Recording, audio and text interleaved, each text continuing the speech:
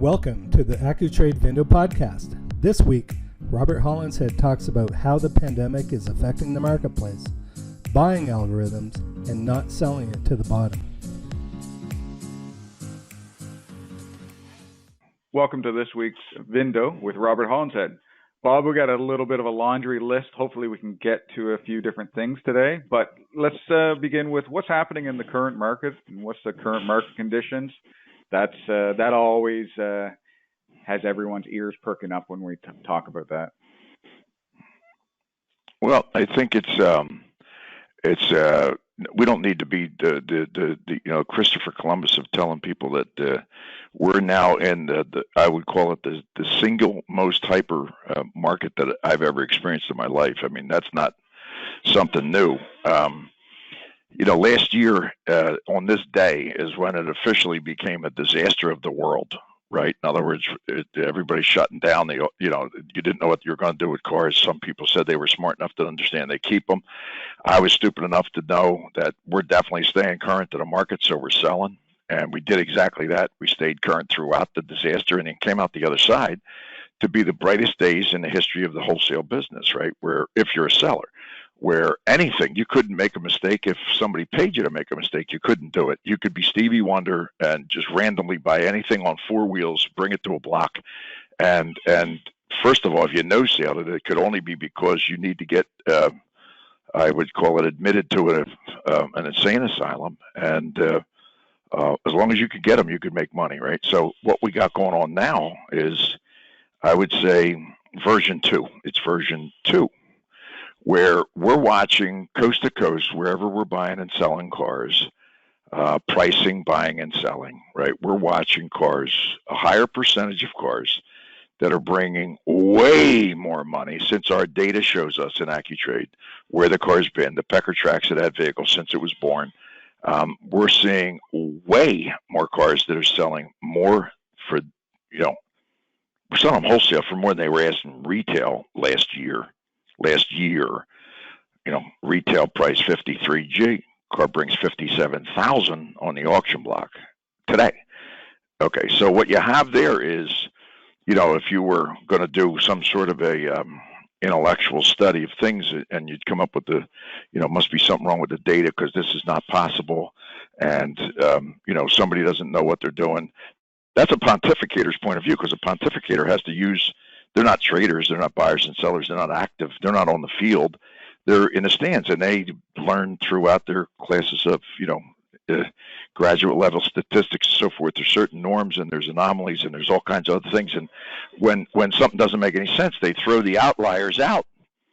We see that actually on MMR. In other words, the stars next to the results are outliers. Outliers mean they brought something that the computer and the AI and the pontificator can't understand.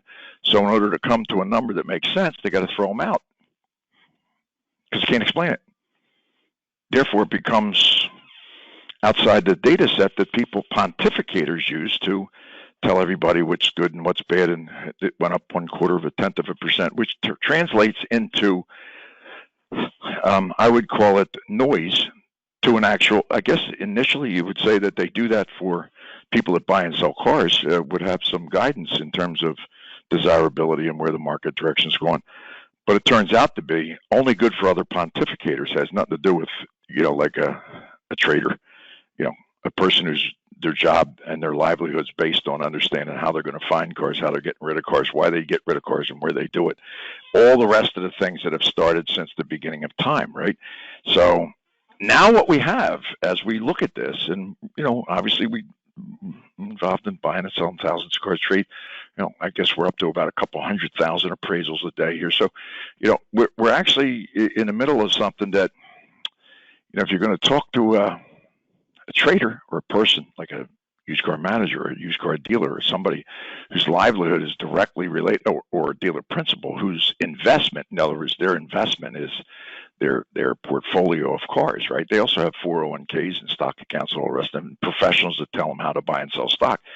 In our case, in other words, I think what we extract and what we observe, and then hopefully what we'd be able to help people understand are the anomalies that don't make any sense, but they have to make sense because otherwise you become an in-lane pontificator, even if you're not in lane. So what I mean by that is this, Shawnee, you've been in the auction business a long time, so I think you'll understand this pretty clearly.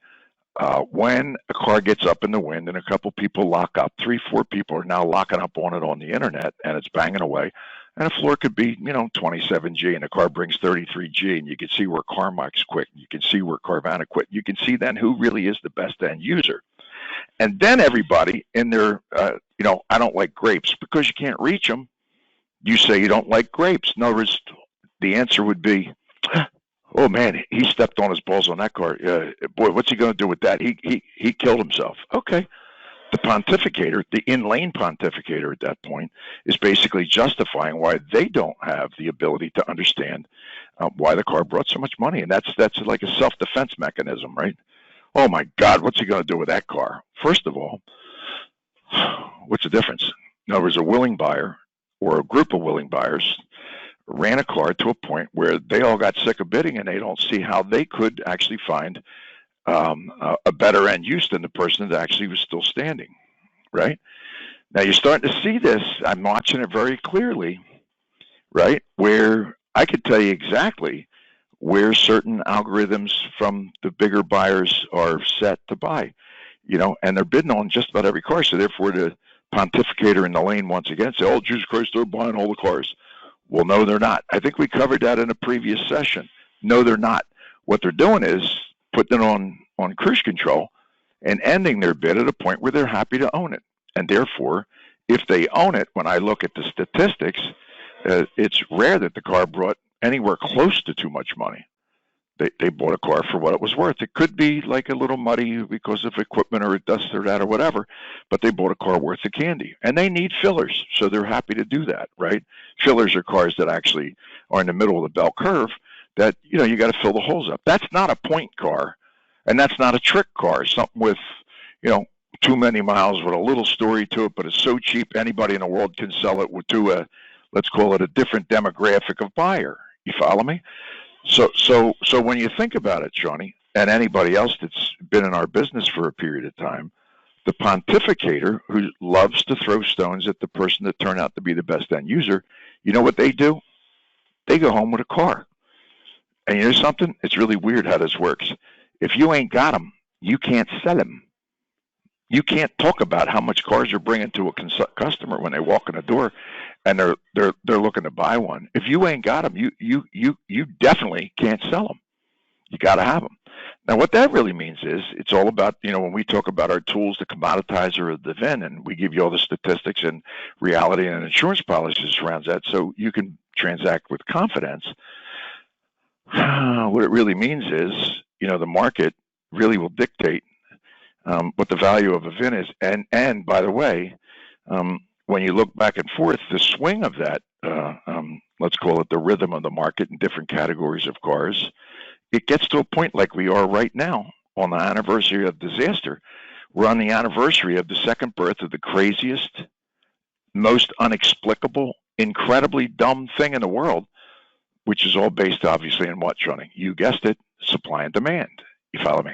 In other words, when there ain't none, and you got to have them because it's really hard as piss to sell cement parking blockers. You can't sell them, but you can't drive them, so nobody's coming in to buy your cement parking blocker. You see, you got to have something that the cement parking blocker is there for. It's called a car, right? And if you ain't got them, you ain't gonna sell them. And if the market dictates, any vehicle that falls into any category that's one that you like, and there's a bunch of other people in the same, and there aren't enough of them, like a big shack, they gonna bring more money. You see what I'm saying to you? And so then the pontificators also saying, well, the books don't catch up. NADA won't let me finance it. That's an inevitable thing. It's kind of like when market reports don't catch up, and you got a 2, 3, 4 week period where they can't catch up with the real market. So cars are bringing 2, 3G, 4G over, 5, 8, 10G over, right? It's not unusual to see one bringing 10G over whatever they brought 30, 60, and 90 days ago. And the thinner traded units, when you look at it, put it in Accu-Trade, look to see where it was last year or the year before, 2 years ago. It's not unusual to see a 2017 that retailed for $49,000 in 2017, bringing 52.5 today, and it retailed for less 3 years ago. It's not unusual at all. Now, is it a shock? Is it like, well, that's impossible. That's crazy. What are they going to do with that car? Pontificator. Well, what you'll do is you can watch somebody else do business, or you can do business. In other words, right now, and it looks like, I mean, again, I'm not going to pontificate when new cars are showing up, when people start having inventory again. But I can tell you one thing. If you wanted to buy a new Rolls Royce today, you couldn't find one. You want to know why? They're all gone. And you know when they're getting more? Never. They're all going to China. So in other words, if you want one, you're going to have to pay up. So that means they could have retailed 2 years ago for X, but now it's going to wholesale for the same price. We see it over and over and over again. Now, that don't mean one that's all hamburgered up, chopped up, wrapped in nine different people have owned it. And no, not that one, because that turns into a pure and absolute trash can. So trash cans aren't cars. Trash cans are trash cans, right? And some of them are on wheels, and that has a home, but it just ain't going to be the one we're saying in the general marketplace that we're looking at right now. Like a human owned it, took care of it a little tiny bit, and now it shows back up in the in-play marketplace, and they bring too much money. If you're a pontificator, what they're actually bringing is market value. Does that make sense to you, Sean? So at your auction yesterday, when dealers were like paying up a little bit here or there on a car, and the other guys are looking around making goofy faces like they're eating sour grapes or something, saying, what's he going to do with that car? Did you hear that yesterday at all, Sean, in your auction? You hear the murmur. There's a murmur when something hits big. Oh, right? My God. Oh, did he step on his thing? Oh, my God. What's he doing? Okay. I'll tell you exactly what he's going to do. It happens to us on a weekly basis. The car that looks like it brought like Mars-type moonshot type money. Dealer says, Jesus, I paid a lot for that car. Really? My answer always is, could you please bring it back? I never would want you to pay. Oh, no, I can't bring it back. I sold the bitch. So then the question becomes, did you pay too much? No. The answer is, of course you didn't pay too much. You paid arbitraged market value. And you had enough brains to not sell it to the bottom of the three other cars that are maybe similar, maybe not. They have to place it. I'm not allowed to sell cars if I can't be at the number one, number 6 of the ranking of 27. I can't do it. So that's where you get to pontification. In other words, data and process that causes brain freeze, and it also puts common sense on the back burner. And the minute you put common sense on the back burner, you've actually committed intellectual suicide. So, in other words, in our half knucklehead business that we're in, right? Only halfway educated people, could have been a drug dealer if I wasn't a car dealer. The personality types, the larceny that's in everybody's heart and all the rest of it, right? You can say all those pejorative things, right? But the fact is, common sense really is central to anybody that you could point to and say, this is a guy that actually knows what they're doing. Now, if you give the information that's necessary for those folks to make good decisions, you're actually filing their pencil down to be more effective. You see, in other words, and the more effective they are, they don't spend time worrying about what somebody else is doing with a car, because they're actually focused on not selling macadam, not selling pavement. We're going to be in a tight market for the next, I'm going to say, for sure, 2 months. It's probably going to be a 4-month period where we're back to the euphoria of last year's May, June, July, and August, where there's no way this could ever keep going, because it was completely crazy, right? But it kept going, right? Well, December we started going and back, almost coming back to reality, and the average seller's back to no selling half or 3/4 of their cars. But at this point, if you're presenting your stuff correctly, at whatever level, you're going to get like surprisingly good money for your vehicles, and it all comes right all the way back to, how's the market? You follow me? The market is starving for inventory. I'll tell you the other thing that's happening right now, where these acquisition things, where you're going to go on social media and you're going to FaceTime with the seller and you're going to do all kinds of things, right? That over the next month, 2 months, 3 months is going to actually rebound to the point where everybody's going to try to understand how they're going to have their own buying center, who's dedicated to paying it off, making sure it's a great experience, get a good Yelp from the consumer that you bought the car from that had a lack of equity, and now you're going to do all kinds of things and tricks to make sure he gets the car and he's happy and he gives you a good review, right? That's going to be over the next month, 2 months, 3 months. That's going to pop back up, because as people say, I can't go to the auction and pay these prices. I can't do that. The only alternative would be dig into your service drive, obviously, and we're not trying to let's call it, talk about what we have built for that to happen with the service drive tool in Accu-Trade, right? In other words, next level everything when you're talking about how we're going to know who the customer is, what the car is worth, what's broke on the car, and understand how you craft your conversation. If it's a car you're going to keep, if it's a car you're going to wholesale because you have an opportunity because it needs 4,300 in shop, they can't afford to do it. Now you're actually going to acquire it and push it to one of these knucklehead marketplaces and pick up your 2,200 profit, right? Or be able to acquire it, and with enough room in it, do your repairs, so you're no longer pissing and moaning with your service manager how he's trying to ruin you because you're trying to make a profit and all he wants to do is ruin you with his RO in the shop. You see? So I think what we're going to see when we say, what's the market conditions like? We're back to, we got to start finding out if your neighbor wants to sell their car. Go on Facebook, do things, Craigslist, all of the things that you would normally start flipping rocks, looking for salamanders, right? That's back on full swing. Again, not to be a hawker here, but that's exactly what our tool's built for. To sit on those platforms, to be able to not only recognize but act on.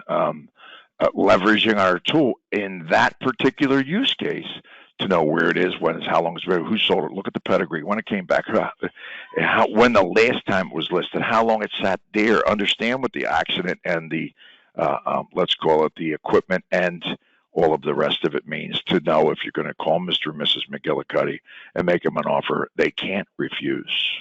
You see what I'm saying to you, Shawnee? I don't know if that's I would say a comprehensible understanding of where we are in the market. The market's nuts. It's completely off the wall, goofy, nuts, wacko, crazy, unbelievable.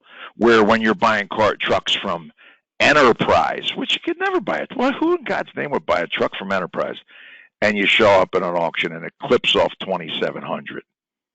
You see? Take another look at your Enterprise trucks that have never had an internet look and think about placing that little baby under a hammer. See how it works out for you. You see? Because they've skyrocketed. Not because they're spectacular, have a good look to them. Of course, they have a horrible look. Got Mickey tiny little wheels, got nothing inside. But you see, at this time, when you have a complete fever in the marketplace, no question about it. Now's the time to clean that out. It's time to clean it out and make yourself a retail profit. And in many cases, I'll reiterate it, more than you're asking for the car retail, absolutely the broader arbitrage market will reveal it to the other best end or better end users. How do you like that one, Shawnee? I enjoyed that, and can I really shift gears on you? So you touched briefly on. All right, I'm going to give it to you then. You touched briefly on, the different books and the guidebooks out there. Now, Bob, really, you own a book, right? Gal's Market Data, which is the data set. Now, you introduced me to the concept of skin in the game 5, 6, 7 years ago. You've got skin in the game, Rob up here in Canada. And a skin in the game vendor versus a non-skin in the game vendor are two hugely different things. So what do you do as a skin in the game vendor with a book?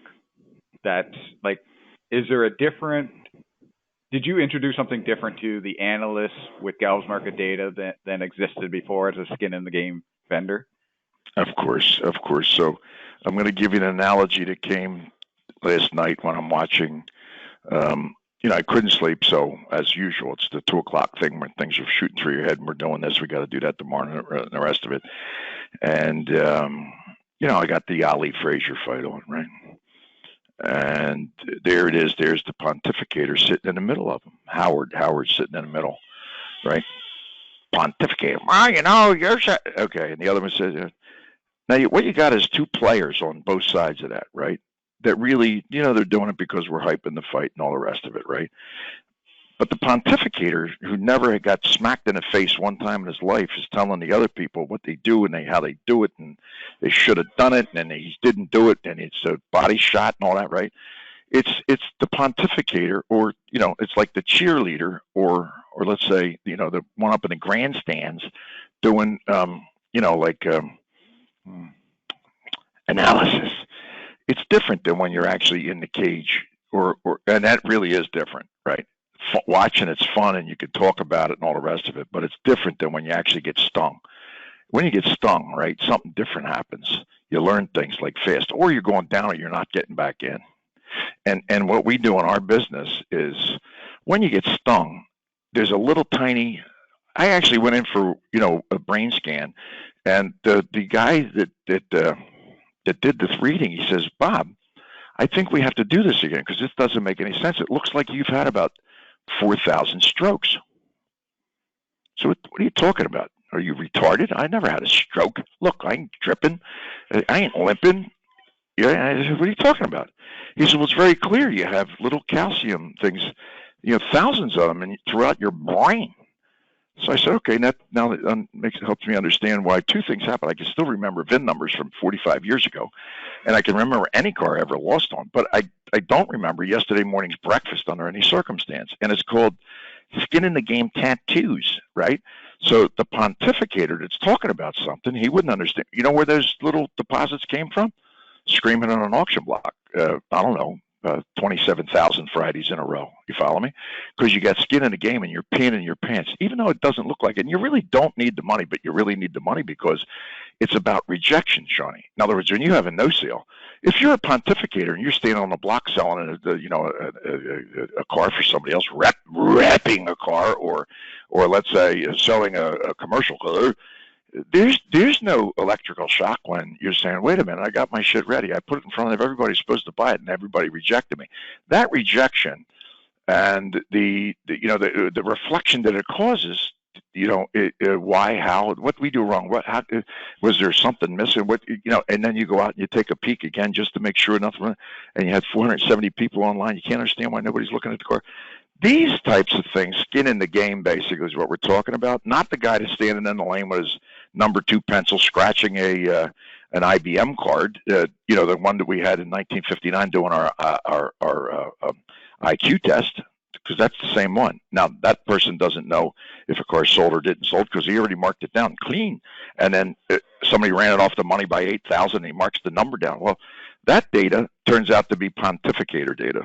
Okay, and it's never, ever, ever, ever, ever, ever going to be good for a trader. It could be good for others that like to analyze data and make up stories about it. You follow me? And hopefully somebody reads it. But a trader could never think about it because if you did, you'd be, I would call it data fatigued, ready for justifiable homicide, because it's always going to lead you in the wrong direction and it's going to negate your common sense. Hey, Sean, I got a question for you. You ever use navigation? See, when I started using navigation, first of all, we had to use navigation because if an RX don't have navigation, the car is unsellable to a Lexus dealer. Anybody would know that if you got skin in the game. Who buys the no navigation RX? I'll tell you exactly who buys it. The Ford dealer. The Ford dealer. You don't want to know why?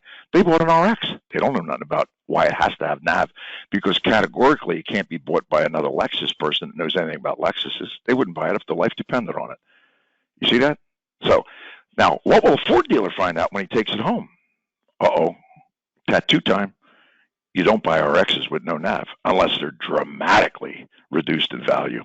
You dig it? That's called a skin in the game lesson. isn't it? Okay. Now, would anyone else outside of the industry understand that? Of course they wouldn't. This is not, in any way meant to be what you would call elitist in conversation or anything else, right? It's all based in fact. And when you bring up the topic of Galv's market data, well, don't forget now, it's a book that started as traders on Jerome Avenue and shit garages on a terrible part of the Bronx because the rent was cheap. But then another garage and another garage, and next thing you know, what do you have? Critical mass. And with critical mass, what do you have? Traders showing up. Traders show up because they know when they get there they can sell and they can buy. See, that's the actual, like the crib of how everything begins. And then the crib becomes a book, and then the book becomes something different, and the family changed. And next thing you know, a dumb Irish mutt who, from the first day in the car business, you had to use a book that was everybody else found to be relevant. And that's how that starts. But then when we think about all of our experiences over the past half a century, what would we do to enable this to be a little bit more relevant to, let's just say, for instance, a trader? When you add all the data that's necessary because it was in your brain, now it's in a platform that shows you everything that's necessary to understand. What are the common problems? What does the gear mean to that unit? What about when it's touched on a challenged history? What does it mean when it has no desirability as opposed to extraordinary desirability? You got to picture this now. When you're looking at your AucNet data, point to the one that says there were 63 bids on that unit. Go ahead. I dare you. No, I see. It doesn't tell you that. What would one that had 63 bids tell you, Shawnee? The desirability of that bitch is you could repeat that same result and come up with it. It doesn't mean that somebody would put one bid in with their thumb up their rear end and had no idea what they were bidding on. And that shows up as a legitimate transaction. Of course it is, but it has nothing to do with desirability, does it, Shawnee? You see? So when we talk about, like, skin in the game is a cute little phrase until you start thinking about it, right? Your activity, is it going to cause a detrimental personal or corporate, actually, plus or minus? And would you wake up in the middle of the night thinking about, what happened and what went wrong and how you'd adjust that? You see, not showing up at 9 a.m, all, with your coffee in your hand, thinking about what you're going to act like you're doing for the day. See, it's totally different. If anybody listens to this that is a trader, I think it's going to resonate really clearly what we're saying, right? And then how you would actually leverage. When I say leverage, it doesn't mean it's going to replace, because common sense is never getting replaced by anybody. But common sense is aided by certain bits of information they're almost subliminal, because when you know where to look for them, they're adding to your common sense. You dig it? Where we're not leaving things flapping in the wind. And this, for this exact reason, Sean, is why I believe our invention is the marker on the timeline of the automobile industry evolution. It will leave a little tattoo right there. It's the OBD appraisal. So it's not an OBD. Got nothing to do with an OBD. It's got nothing to do with appraisal. It's a chocolate and nut that turns out to be the most popular Hershey bar that ever existed, the Baby Ruth, right? In other words, now you can't even think about not having access to or leveraging it, because for the first time in our industry, you actually have a tactile device that you plug the male into the female, and in seconds, you see everything you could possibly want to know about the car and make a smart decision. Does not mean you're not going to buy. It means you can stretch or you can hold tight. You dig it? In other words, if it's this and it's this and it's this and all the and you know you're going to get hammered. If it's not a new car franchise, who's definitely going to get castrated when they put the car in the shop, 100%. Or even a hustler who understands how to get the used part for the other thing. Is it going to be enough ag? Is it worth the ag? Knowing what's wrong with that car and how it maps to the value and what you ultimately can retail it for instantaneously, by the way, not going into erector sets and doing your no, none of that. It happens instantly, where you can actually see the relevant ask based on the general marketplace. And more importantly than the general marketplace, Shawnee, is what? You guessed it, the replacement value. You see, is it a hot dog? Can I replace a hot dog for this value? If so, you can sell it for that price. And now logic and common sense is in place. If you can't replace it, would that mean I'm selling to the bottom faster, or would it mean that I'm holding tight? No, I'm not holding tight. I'm asking more. You know why? Because you can't get another one. That's why. If you can't get another one, you got something special. If you can get 400 more just like it, you got nothing special, and you need to price it that way. Because you just get another one. Second you sell, go get another one. Nothing to it.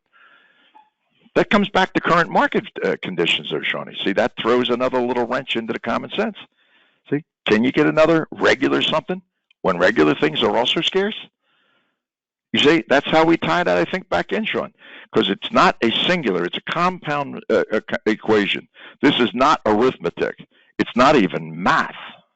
We're past math. We're into, might be a little bit beyond algebra. This is a little bit of trigonometry. The only difference is when you have a, let's call it a cheat sheet. Sean, you're too honest to cheat. I didn't make it through 10th grade, so I cheated all the time, right? In other words, with a cheat sheet, of understanding what you're cheating on, because you didn't remember all the things. Because you think about girls in baseball, I didn't have time to think about what the axiom and what the formula is in order to do the work, right? The cheat sheet, that's Accu-Trade, giving you a cheat sheet of all the information you need to do like instantaneous calculations, leveraging what God gave you. It's called common sense, right? And all the information that you may or may not have had in your past available to you. It's all in one place at one time. How you feeling, Sean? You beat up yet or not? I love it. There's so many good points in there. I didn't know Baby Ruth was the most popular chocolate bar out there, though, Bob.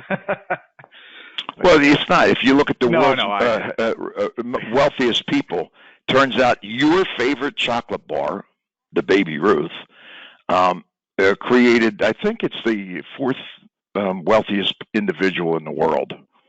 And I can understand. Now, we stole the Baby Ruths because they were down on the fourth shelf down when we were getting our pimple ball to cut in half and play stickball in the street. So, in other words, but it still was my favorite either way. You follow me? Little dirty, filthy little kid with holes in his sneakers, right? You know, I have to tell the world it's true. It happened, right? But that really was our favorite chocolate bar. You see what I'm saying to you? I think I believe your product, Sean, is going to be their favorite chocolate bar because once you taste it, you ain't going to be putting it down. Mm-hmm. Well, and on that note, I got to get ready for an OBD2 scanner for a 20-plus dealer group demo, and I got to get ready for a internal marketplace demo for the same group. So. God bless you, friend. Just do me one favor and help them understand. Do we have the mapping live for them? If it's not live, you still want to let them have the access to the tool and the conversation, but just help them understand. In the next week, it will be live with mapping where you do not have to do any algebra or trigonometry. It's back to arithmetic because we're doing the algebra or trigonometry for the user. You follow me, Sean? Well, if it's okay with you, I'll give them a sneak peek to 100%, we're going to give it to them, yes. But the mapping is supposed to be live yesterday. I have not looked with the dev team if it went live or not. But we just want to be sure they don't have to know what a P0323 code means because it's mapped to your condition report in your little handheld device called Accu-Trade. Thank you, brother. Thank you for anybody who takes the time to get bored with these conversations. Thank you. Bye now. Have fun. Thanks for listening, and tune in again next week for more discussion. For more information on our industry-leading products, go to Accu-Trade.com. That's Accu-Trade.com.